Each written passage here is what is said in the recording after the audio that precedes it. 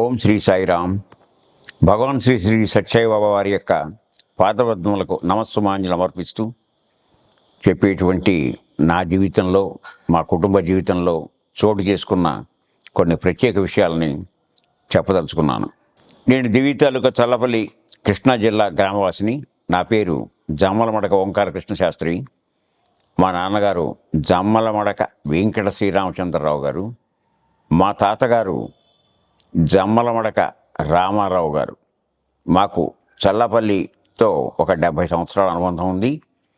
సత్యసాయి బాబా వారితో నాకు ఒక 66 సంవత్సరాల అనుబంధం ఉందంటే వాస్తవం. స్వామిది నాది అవినాభావ సంబంధం, విడతీయలేని బంధం. మొదట్లో ఒక ప్రశ్నార్థకంగా నేను అక్కడ ప్రవేశించిన, నాకు ఏనాడు వారి యొక్క చరణములు తాకే అదృష్టం కానీ లేక ప్రత్యేక భాషణ కానీ జరగలేదు. ఏం జరగలేదన్న అసంతృప్తి కూడా నాలో చోటు చేసుకోలేదు. నేను నా జీవితంలో అసాధ్యాలన్నీ సుసాధ్యాలుగా మారాయి. ముఖ్యంగా ఇప్పుడు నేను అనుభవిస్తున్నటువంటి ఒక భయంకర క్యాన్సర్ వ్యాధి, దీన్ని మల్టీ మైలమో అంటారు, అందరికీ తెలుసు. ఆయన యథార్థంగా, ప్రత్యక్షంగా, పరోక్షంగా ప్రతి సన్నివేశంలో ఇదే ఆఖరి సంఘటన లేకపోతే ఆఖరి విషయం అనే సందర్భంలో నన్ను ఒడ్డున పడేసిన విషయాలు కోకొల్లలు. అవి అనుభవానికి కూడా అందనటువంటిది. మనకు విశ్వాసంలో చెప్పినట్టు ఆయన ఎలాంటి వ్యక్తి అంటే అనిర్దేశ్యవపు శ్రీమాన్ కేశవ పురుషోత్తమ. అంటే ఇది అదని చెప్పలేనటువంటి అనిర్వచనీయమైన అనుభూతి ఆయనతో నాకు సంభవించింది. నాకే కాదు, మా తాతగారు సత్యం శివం సుందరం ఆ రోజుల్లో నిత్య పారాయణ చేసేవారు. ఆయన చూడటం ఆయన జరగలేదు. ఆ తర్వాత మా నాయనగారు చాలా చురుకైనటువంటి పాత్రగా సత్యసాయి సేవలో నగర సంకీర్తన, వారి పూజలు, ధనుర్మాస పూజలు, ఉపన్యాసాలు, వారు వ్రాసినటువంటి షోడశోపచారాలు కూడా 1967 సంవత్సరం సనాతన సారథిలో చోటు చేసుకుంది.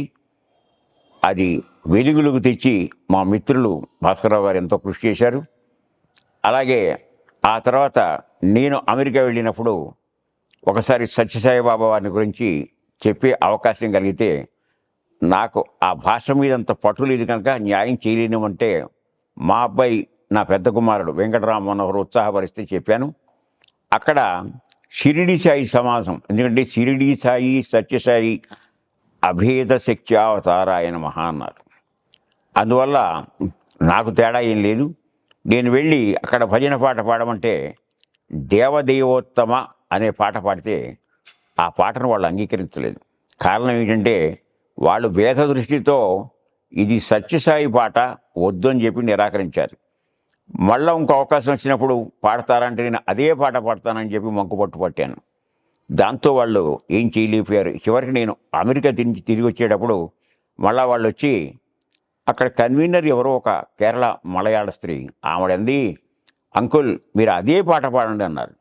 అంటే నేను అనుకున్నాను, ఈ మార్పిడి ఇది కనీసం ఆ యొక్క అవధూత అవతారాలు మనకి గురు దత్తాత్రేయ దగ్గర నుంచి ఈనాటి సత్యసాయి, రేపు రాబోయే ప్రేమసాయి, వీళ్ళ అందరిలోనూ భిన్నత్వంగా చూసేటువంటి దురదృష్టానికి దూరం చేసి ఏకత్వంగా ఆలోచిస్తే ఒక మహనీయుల ఇది, ఈ మానసిక మార్పిడి ఎంతగానో ఉంది. నేను అప్పుడు ఇప్పుడు ఎప్పుడు వారి సభల్లో కానీ, వారి ఉత్సవాల్లో కానీ, అనేక వీటిల్లో కానీ పాడుకుంటున్నాను. ఇది అవతారం అని నేను అన్నాను. ఇది అవతార ఉద్యమం. అవతార ఉద్యమం కనుకనే ఎంతోమందికి అనుభూతులు జరిగాయి. ప్రత్యక్షంగా నేను వారి 60వ సంవత్సరం పుట్టినరోజు కూడా వెళ్ళాను. నేనే కాక నా బంధువుల్ని, వృద్ధురాలైన మా అమ్మని, నా సోదరులను తీసుకెళ్ళాను. అక్కడ పొందిన అనుభూతులు అవి ఇవని చెప్పడానికి నా మాటలు అందవు. ఆయన చేసినటువంటి చమత్కారాలన్నీ నిగవు. క్లిష్ట సమస్యలు ఉంటే కళ్ళంబడి నీళ్లు గాచి పైకి చెప్పుకోలేని స్థితిలో నేను ఒక కాగితం మీద అక్షర పంక్తి పెడితే నా ఉత్తరం చేరకముందే నా సమస్య విడిపోయింది. కనుక ఇలాంటివి. అలాగే మా తమ్ముడు కూడా చావు బతుకుల్లో ఉంటే వాడు ఏం కోరాడంటే, నేను బతుకుతాను బతకను అనే విషయం ఉండి, అప్పుడు బాబావారు వైట్ ఫీల్డ్లో ఉన్నారు, కనీసం ఆయన దర్శనం అన్నా చేయించమని అడిగాడు. అలాగే నేను నాకు సెలవును ఎక్స్టెండ్ చేసి తీసుకెళ్ళాను అక్కడికి. వాడు చక్కగా ఆనందంగా ఆయన దర్శనం చేసుకున్నాడు.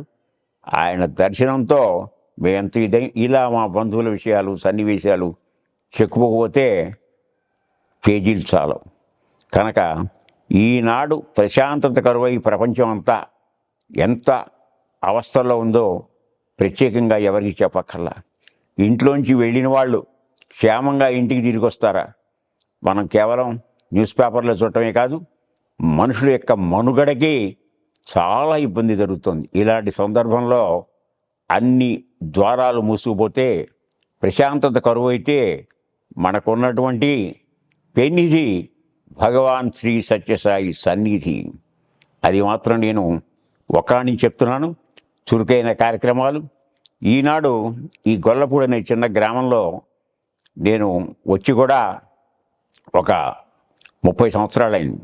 అప్పుడు ఇక్కడ చిన్న ఒక సంస్థను ఏర్పాటు చేస్తే అది దినదిన ప్రవర్ధమానమై ఎన్నో చురుకైన కార్యక్రమాలు ఎంతగానో, ఒక ఎండాకాలంలో నీటి చలవేంద్రాలే కాదు, మెడికల్ క్యాంప్స్ చాలా చాలా నిర్వహిస్తున్నారు.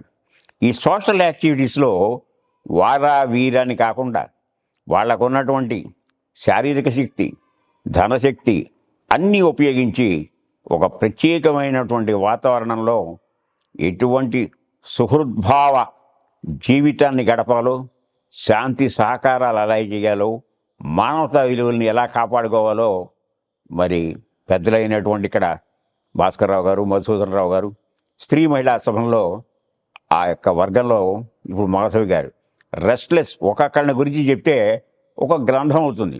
చక్కటి మంచి పాటలతోనూ రసోత్తరంగా పోషిస్తూ మా చిరంజీవి, మీనాక్షి వాళ్ళ పేరు చెప్పడానికి కుదిరే వ్యవహారం కాదు. కనుక ఆ భగవాన్ శ్రీ సత్యసాయి ప్రతి ఒక్కళ్ళకి ఏది పొందితే పొందాల్సింది లేదో, ఏది పొందకపోతే జన్మలకి వెళ్తే ఆ జన్మల పరంపర ఇదవుతుందో అలాంటి వాహినులు సనాతన సారథి ఈనాడిదా ఎన్నో పుస్తకాలు, ఎన్నో గ్రంథాలు, ఎన్నో ఉత్తేజభరితమైనటువంటి విషయాల్ని వారి ప్రసంగాల ద్వారా కానీ వాటి ఇచ్చి ఈనాడు ఇంత జాగృతం చేసి ప్రపంచంలో నలుమూలలు ప్రశాంతి కోసం వెలుగుతూ ప్రశాంతి నిలయం చేస్తున్నారంటే అది ఎంత చెప్పుకోదగ్గ విశేషం గ్రహించండి. భగవాన్ సత్యసాయి బాబా విశేషాంశాలు చెప్పుకుంటున్న కొద్దీ తరగని ఆపాత మధురాలు. ఆయన ప్రతి ఒక్కళ్ళ జీవితంలో ఒక్కొక్కళ్ళకి ఒక్కొక్క అనుభవాన్ని ప్రసాదించారు. సూర్యుడు ఒక్కడే, కానీ ఆ సూర్యకిరణాలు ఎక్కడి నుంచి ప్రసారం అవుతున్నాయనేది ముఖ్యం, కానీ ఎక్కడ పడుతున్నాయనేది కాదు. అలాగే ఆయన ఎట్లా సమాజంలో ప్రతి వాళ్ళు వ్యవహరించాలనే దానికి మొదటిది మాతృభక్తి. తల్లి ఈశ్వరాంబ ఎడల ఆయన చూపించినటువంటిది, తల్లికి ఆయన ఇచ్చినటువంటి వాగ్దానాలు.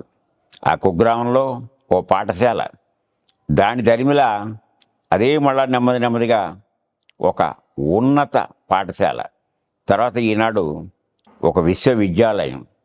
అయినా వైద్యాలయం కూడా లేదు, చాలా దూరం పిల్లలు వెళ్ళాల్సి వస్తుంది, చాలా ఇబ్బంది పడుతున్నారంటే అది ఆయన మనస్సులో నాటుకుని ఆయన ఏం చేశారంటే చక్కగా ఒక చిన్న ఆసుపత్రి, అది ఈనాడు మనం చూస్తూనే ఉన్నాం, సూపర్ స్పెషాలిటీ హాస్పిటల్. దానికి ఎల్ఎన్టీ వాళ్ళు. ఆయనలో ఉన్న ఒక గొప్ప అంతు పట్టని విషయం ఏంటంటే, మనం సంకల్పం చేస్తాం, సంకల్పం చేయంగానే మనం చేసే మొట్టమొదటి పని ఏంటంటే ఆదౌ నిర్విఘ్నేన పరిసమాప్త్యర్థం గణపతి పూజాంచ కరిష్యే గణానాం త్వాం గణపతిం హవామహీ కవీం కవీనాముపస్రవస్తవం అని శ్లోకం ప్రారంభించి ఉండ్రాళ్ళు పోసుకుని ఎంతో ఇదవుతాం. కానీ అంతా అయిపోయిన తర్వాతే ఆయన అనౌన్స్ చేస్తారు. అందుకని ఆయన సంకల్ప సిద్ధిగా, సిద్ధి సంకల్ప, ముందు సిద్ధించడం తర్వాత సంకల్పం చేయటం, అది ఆయనలో ఉన్న ప్రత్యేకత. ఇలా చెప్పుపోతే ఎన్నెన్నో వెనకండికి భగవద్గీత ఒక విషయం చెప్పారు. పార్థుడు అనేటువంటి వాడు మధ్యలో ఒక ఇన్స్ట్రుమెంట్, అంతేగాని ఆ బాలచేష్టలు నెరపినావు, పార్థునిపై నెపము వేసి గీతనే బోధించినావు, జగత్కర్త జగద్ధర్త జగదోద్ధార అని ఒక పాట ఉంది. అలాగే ఆయన నిమిత్త మాత్రంగా ఏది ఎప్పుడు ఎక్కడ జరగాలి సమస్త ప్రజావళికి దాహార్తి తీర్చారు. ఎక్కడ కరువు కాటకాలు వచ్చినా, ఎక్కడ నేచురల్ కెలామిటీస్ ఉత్పాతాలు వచ్చినా ఆయన వెంటనే వాలంటరీ సర్వీస్. ఎటువంటి వాలంటరీ సర్వీస్ అంటే వాళ్ళు రోజుల తరబడి ఇళ్ళు వాకిళ్ళు మర్చి దేశాల్లో కానీ విదేశాల్లో కానీ అక్కడ సుస్థిర స్థితి వచ్చేంత వరకు ఎనలేని కృషి చేశారు. అటువంటి కృషి చేశారంటే ఆ ఆర్గనైజేషన్, అక్కడ తర్ఫీదు పొందిన వ్యక్తులు, ఆ సంస్థలు, ఆ సమాజాలు, ఆ శాఖలు, వీటి గురించి ఆలోచిస్తే మనకి ఏమిటి ఒక వ్యక్తి నేపథ్యంలో ఇంత మహత్తరమైన విషయాలు జరిగాయా అంటే మనం చెప్పలేని విషయం.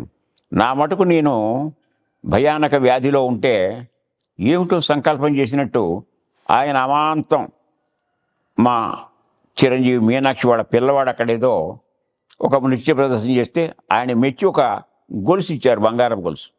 ఏదో ఆ గొలుసు తాకిస్తే నా ఆరోగ్యం చిక్కుపడుతుందని చెప్పి తీసుకొచ్చారు. అప్పుడు డాక్టర్ అన్నాడు, మహా అయితే 1 నెల 2 నెలలు, అంతకంటే ఏమీ ఈయనకి అవకాశం లేదన్నారు. అప్పటికే నాకు రేడియేషన్స్, కీమోస్ కూడా చాలా ఇచ్చారు. అందరూ ఆశ వదులుకున్నారు. కానీ డాక్టర్ అన్నాడు, మీరు తీసుకెళ్ళిపోండి ఈయన ఇంటికి, ఈయన కోసం జనం అంతా వస్తూ ఉంటారు, వాళ్ళని కూర్చోబెట్టి ఈయన సత్సంగం చెప్తూనే ఉంటాడు, ఆయనకి ఏముందో అసలు ఆయనకి తెలీదు అన్నారు. అట్లాంటి వాడిని నేను క్రమంగా 2 అక్షరాలు నేను నేర్చుకున్నా ఆయన దగ్గర. అది మాటలు ఏదో వల్లి వేస్తే వచ్చేవి కావు. Love all, serve all. ఏది ముందు ఇప్పుడు మన ఇంటికి పిల్లలు కనుక వచ్చినప్పుడు పిల్లలకి నేను చాక్లెట్ పెడితే దగ్గరికి వస్తారు, అది ఫస్ట్ స్టెప్. ఎప్పుడైతే వచ్చారో మళ్ళా మనం ఎప్పుడు వచ్చినా అవి ఇవ్వలేదని మన చేతి వంక చూస్తూ ఉంటారు. ఆ ప్రేమ తత్వానికి ఆయన జీర్ణింపచేశాడు. అందుకనే ఆ ప్రేమ తత్వంలోనే మన మనుగడ సాగింది ముఖ్యంగా నాకు. ఆ తర్వాత ఆ వైద్యం చేసిన డాక్టరు ఈరోజు కూడా అనేకమైనటువంటి సీరియస్ సిచ్యువేషన్స్ వచ్చాయి నా జీవితంలో. ఎన్ని చేసినా అవన్నీ చూసి అబ్బే ఆయనకి ఎలా కావాలంటే అలాగే ఆయన వైద్యం చేసుకొనివ్వండి, రిపోర్ట్సే, నా మనుగడే. భగవంతుడిని ఒకే ఒక్క కోరిక నేను, ఈ దేహం ఉన్నా లేకున్నా నా గొంతులోని తంతులు చెడకూడదు, ఇదే వాయిస్ కంటిన్యూ అవ్వాలి టిల్ మై లాస్ట్ బ్రీత్ అన్న ఆ వరం ఇచ్చాడు. నన్ను గొంతుతో గుర్తుపడతారు. కొందరు అంటారు అసలు మీకు ఈ వ్యాధి ఉందంటే నమ్మరం అంటారు. వ్యాధి ఉంది లేదనేది సమస్య కాదు. అప్పటి నుంచి నేను ఎటువంటి క్రిటికల్ ఎన్ని చోట్ల కెమోలు తీసుకున్నాను. ఈ ఊళ్ళోనే ఎంతమంది డాక్టర్లను కలిసాను ఆయన సలహా మీద. చివరికి ఒక ఫోటో పెట్టుకున్న ఆత్మలింగం, ఆయన పైకెత్తిన ఫోటో. ఆ ఫోటోలో ఒక విచిత్రమైన అనుభూతి. ఒక రోజున నాకు ఉంది. ఒక రోజున నాకు పరిస్థితి చాలా సిచ్యువేషన్గా ఉంటే ఆ మందు సెలైన్ ద్వారా నాకు ఆ మందు ఇవ్వాలి. నాకు ఊపిరి అందలేదు, పడుకోబెట్టారు. నేను కూడా చూశాను. సరే ఇంతవరకు నమ్ముకున్నాను. భూమి మీదకి వచ్చాక నా వంటూ లౌకిక కార్యక్రమాలు ఏవీ లేవు.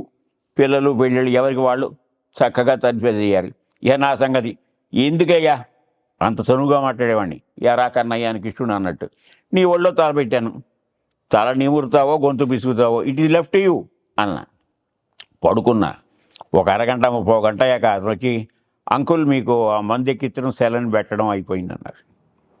కనుక ఇవన్నీ ఏమిటంటే కూర్చున్నా, నుంచున్నా, పడుకున్నా, రాత్రి పూట కూడా ఏ సబ్జెక్ట్ అయినా సత్యసాయి తాలూకు సబ్జెక్టుకి అన్వయిస్తూ ఎలా చెప్పాలని చెప్పి నేను ఒక రీసెర్చ్ వర్క్ ఇదే విషయంలో తరచుగా ఎప్పుడు థాట్ వస్తే, ఒక ఆలోచన వస్తే వెంటనే 30 లత అంటారు, మెరుపు రేఖల్లే మా బ్రదర్ భాస్కర్ని ఇబ్బంది పెట్టకుండా ఉన్నాను. ఫోన్ చేస్తా, టైం ఎంత, ఒకప్పుడు తెల్లవారుజామున చేస్తా, ఒకడు మధ్యాహ్నం 12.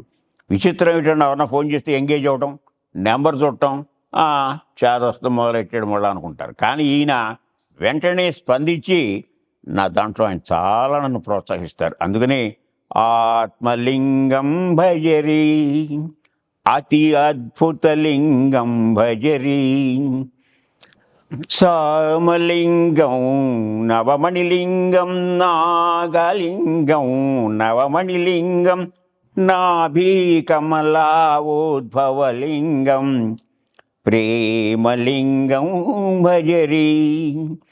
అసలు యథార్థంగా దీన్ని చూను మొట్టమొదట ఎలా స్టార్ట్ అయిందో నాకు తెలియదు. ఇది ఎక్కడి నుంచో నాకు ఒక ఇన్స్టిట్యూషన్ వచ్చింది. ప్రేమ నిండిన ఇల్లే నవస్వర్గముగా విరసిల్లి, ఆ చూని తెచ్చి దీన్ని కలిపా. ఒకసారి నేను పుట్టపర్తి అప్పుడే దిగి వెళుతున్నాను లోపలికి. ఆ పుట్టపర్తిలోకి వెళ్ళంగానే ఓ పాట వినపడింది. కౌసల్య నందన కౌసల్య నందన ఈడు వైదేహి మోహన రాజీవలోచన రామా కౌసల్య నందన వైదేహి మోహన రాజీవలోచన రామా. ఇలా వైవిధ్యం గల పాటలు 1000 పైనే ఉన్నాయి. ఒక్కొక్క పాట పాడుకోవటమేనా ఏదో ట్యూన్ ప్రకారం, అది అర్థవంతమైన పాట అది ఏమిటి అని మా పెద్దలతో నేను అప్పుడప్పుడు డిస్కస్ చేస్తూ ఉంటా. స్మిత హిత రాముల వారిలో గొప్పతనం ఏంటంటే 16 సుగుణాలు ఉన్నవాడు రాముడు. ఏమిటి అంటే ఆయన దైవం అంటే షడ్గుణైశ్వర్య సంపన్నుడు. 6 గుణాలు, అవ్యయమైన సంపద, అవ్యయమైన కీర్తి, అవ్యయమైన బలం, ఇలా కొన్ని చెప్పుకొస్తారు. భగవంతుడైనా భగవతైనా. సాయి కూడా సత్యయ్య కూడా తల్లిగా మన ఎంతమందిని ఇచ్చేసింది ఆవిడ.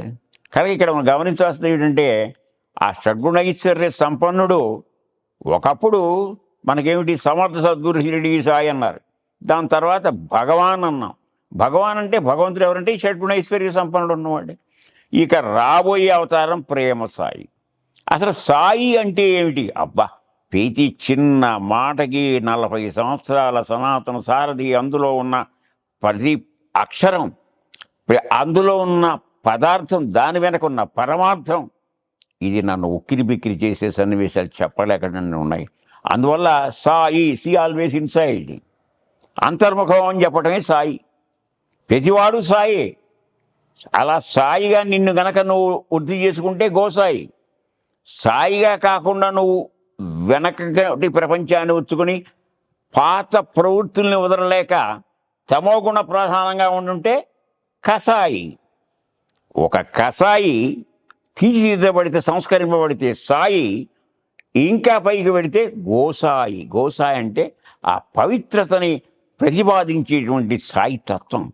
కనుక నేను చిన్నప్పుడు వెళ్ళినప్పుడు నుండి అనుభవిస్తే మొట్టమొదట గుంటూరులో మా అమ్మ గారు ఎక్కించా. సెలవులు, కాలేజీ సెలవులు. ఎరా నువ్వు కూడా వస్తావా అన్న. అంతకుముందు ఆయన ఏం చేశారంటే మధ్యతరగతి కుటుంబం కనుక నాకు సెలవులు ఏదో 10 రూపాయలు ఇచ్చారు ఆ రోజు. అంటే 1960sలో అంతకన్నా ఎక్కువ ఇది. 10 రూపాయలు ఇస్తావా నానేటువంటిది లోపల పెట్టుకున్నాను. సరే రారా అన్నాడు. రారే అంటే పాపం టికెట్ కొన్నాం, అది 15 రూపాయలు. ఇట్లా అవ్వాలి నీకు 5 రూపాయలు ఎక్సెస్ అంటే అది ఒక రకమైన కుర్రకారు చేష్ట. వెళ్ళాం, కూర్చున్నాం. బాబాగారు బెంగళూరులో వైట్ఫీల్డ్లో ఉన్నారు. అప్పుడే మా నాన్నగారు షోడశోపచారాలు రాయటం. ప్రశాంతమైన వాతావరణం. చిత్రావతి నదిలో ఉండి ఒక మోటార్ లోతు నీళ్లు ఉండేవి. ఆ నీళ్ళల్లో కూర్చోవటం చల్లగా, వాళ్ళు వీళ్ళు భజనలు, ఒక గది తీసుకున్నాం, మా పూజా పునస్కారాలు, నైవేద్యం పెట్టడం, మళ్ళా రావటం, బాబాగారు వచ్చారని ఎంక్వైరీ చేయడం. ఆ పాత మందిరంలో లోపలికి వెళ్ళి అందరూ భజన చేసుకోవచ్చు. ఆ భజన చేసుకున్న రోజుల్లోనే రకరకాల మనుషులు, పరిచయాలు, జిల్లాల నుంచి వచ్చిన వాళ్ళు, విశ్వాసాలు. అప్పుడు ఈ భజన రాసిన శాసగిరిరావు గారు ఈ మధ్య మనకు వచ్చింది కూడా. కొత్త ఆయనతో పరిచయం, ఆయన పట్టుగా రావటం. అర్థం వల్ల మళ్ళా మనకి చివరి దాకా జై జగదీశ్ హరే ఈ పాటల మీద ఇది మళ్ళీ వచ్చి 15 రోజులు అయిపోయింది. సరే అప్పటికి ఆయన వచ్చారు. ఆయన రాగానే ఏం చేశారంటే, ఎంతమంది జనం అండి, 200 మంది కూడా లేము. అంతా ఇసుక దీని మీద వరుసల్లో కూర్చున్నాం. కూర్చుంటే మా నాన్నగారు ఇటు పక్కన కూర్చున్నాడు, ఆయన వెనక అటు పక్కనే కూర్చున్నాడు. ఈ లోపల స్వామి వచ్చి మా నాన్నగారు విభూతి పొట్టం ఇచ్చారు. అసలు మొట్టమొదటి గత్తెలు తెచ్చి రాగానే ఈయన షోడశోపచారాల పుస్తకం ఆయన చేతులు పెట్టడం, కాళ్ళను అద్దుకోవటం. అప్పటికే ఆయనకి పాద నమస్కారం దొరికింది, సంభాషణ అయింది, వీపు తట్టారు, ఆయన వచ్చి కూర్చున్నారు, వీపు పట్టం ఇచ్చారు. నాకు ఇవ్వాలి, ఇది ఏమైనా సరాసరి వెళ్ళిపోయాడు. వెళ్ళిపోగానే మా నాన్న అన్నాడు, నీకేమన్నా విశ్వాసమా పాడ, కుర్రకారుతనానికి వచ్చావు, నీకు ఇది తగిన పనేరా అన్నట్టుగా నా వంక ఆయన సీరియస్గా చూశారు. మళ్ళా ఇంకో రౌండ్ వేసి వచ్చి 2 పొట్టాలు ఇచ్చారు ఆయన. ఎప్పుడైతే 2 పొట్లాలు ఇచ్చారో ఆ 2 పొట్లాలు మా నాన్న చూపించారు. సరే కానీ వచ్చిందేదో వచ్చింది, ఉన్నదేదో నిలుపుకో, అదృష్టం కాదు దారి పడుకుతాయని చాలా సుదీర్ఘంగా ఎల్ఐ చేసేవాళ్ళు. యోగం కాదురా, క్షేమం, అదే ఎల్ఐసి అని ఇన్ని విషయాలు జీవితంలో తలుచుకున్న కొద్దీ ఇది నా జీవిత కాలక్షేపం. నా జీవితం విశ్రాంతి లేకుండా నా మీద నాకు నమ్మకం ఇలా ఏంటని చెప్పను. ఒకసారి సీరియస్ ఇక్కడే ఆంధ్ర హాస్పిటల్లో జాయిన్ అయ్యా. ఆంధ్ర హాస్పిటల్ కోసం మీరు ఎంటర్ అవ్వద్దు, ఆయన యొక్క రిపోర్ట్స్ అన్నీ అసహ్యంగా ఉన్నాయి, లోపలికి ఏదో మామూలుగా తీసుకెళ్ళటమే కానీ తీసుకెళ్ళిన పావు గంటకి బాడీ వచ్చేస్తుంది అన్నారు. ఆ బాడీ వచ్చేస్తుంటే పాపం చాలామంది, మా అబ్బాయి అన్నాడు అప్పుడే జస్ట్ స్టేట్స్ నుంచి దిగాడు, వాడికి అదో రకమైన పాపం మానసికంగా. మీరు మా వల్ల కాదు అనే మాట మాత్రం ఎప్పుడు వైద్య వృత్తిలో అనకండి. మీ ప్రయత్నం మీరు చేయండి, కాకపోతే ఎలాగో తీసుకెడతాం.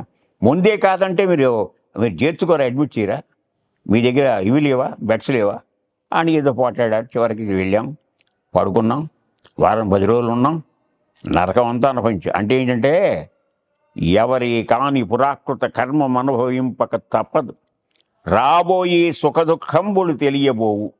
అది నరుడుగా వచ్చి నరుడుగా ప్రవర్తించకపోతే రాక్షసుడు చావడు. అది రామాయణం యొక్క నిశితమైనటువంటి అర్థం, అదే రామావతారం యొక్క ప్రయోజనం. కనుక రాముడు ధర్మం, కృష్ణుడు జ్ఞానం, బుద్ధుడు శాంతి, ఇలా మనం ఎన్ని రకాలుగా సింబాలిజంగా చెప్పుకున్నా ఆ రకంగా ఆయన సత్యధర్మ వికారక్రమ, సత్యధర్మ పరాక్రమ. ఏ నిమిషంలో ఎప్పుడు ఎక్కడ ఏది జరగాలో ఏది చెయ్యాలో, ఎటువంటి వ్యాకరణ పండితులు, ఎటువంటి వేదాంతులు, ఎటువంటి విద్వాంసులు ఎలా చేసిన వాళ్ళు ఆయన ఆశ్రయించారో మీకందరికీ ఆ చరిత్ర మొత్తం తెలుస్తుంది. కనుక ఇది సుదీర్ఘ చరిత్ర, ఒక అవతార ఉద్యమమే కాదు, ఒక ఆనందమైనటువంటిది. ఇక్కడ ఉండి ఆయన ఎక్కడెక్కడో దేశాలు తిరిగి రావటం, ఒకేసారి 2 చోట్ల ఇదవటం, ఏమిటి అద్భుతాలు! ఈ అద్భుతాల వెనకాల దాగి ఉన్నది ఏమిటి? అప్పటికీ అజ్ఞానంతో కొంత వైజ్ఞానికులు సవాల్, నువ్వు నీళ్ళ మీద నడుస్తావా అన్నారు. ఇంకోళ్ళు అన్నారు వ్యంగ్యంగా, స్వామి మీకంత శక్తివంతులైతే మనకు పెట్రోల్ కరువు కదా మన దేశంలో, శుభ్రంగా మన చుట్టూ సముద్రం ఎక్కువ ఉంది కదా, దాన్ని పెట్రోల్గా మార్చచ్చు కదా అన్నారు. తడుకోకుండా వ్యంగ్యంగా చెప్పాడు. మీరు అగ్గిపుల్ల గీసి వేయరని చెప్పి హామీ ఇస్తే చేస్తా అన్నాడు. కనుక ఇవన్నీ ఏమిటంటే ఆపాత మధురాలు. అందుకనే నేను సనాతన సారథి రాగానే తిరిగి చదవను. ఎప్పుడు కూడా ఇంకా 2-3 బాకీ ఉన్నాయి. చదవడం వేరేదో కోర్స్ వచ్చింది, 4 ముక్కలు చదివాం. అవతారవాణి అని ఉంటుంది. మొట్టమొదట ఆ యొక్క అవతారం అంటే రామావతారం, కృష్ణావతారం, భావతారం అన్నీ చెప్తున్నారు. ఇప్పుడు ఇవి చదువుతూ దాన్ని మననం చేయాలి. మనం ఏంటంటే గబగబా రైల్వే ఫుడ్ స్టేషన్లో గవ తినేస్తాం. జంతువులు అలా కాదు, అవి తిని నెమరు వేస్తాయి. నెమరు వేసినట్టుగానే మనం కూడా 1కి 4 తడవలు చదివి దాని ఇన్నర్ మీనింగ్ అర్థం తెలుసుకుని దాన్ని మనస్సులో పదిలంగా పెట్టుకోగలిగితేనే సమర్థత. ఆ సమర్థత ఉంది కనుకనే ఎప్పటిప్పటి సన్నివేశాలు, విషయాలు, వివరాలు నన్ను వెంటాడుతూనే ఉంటాయి.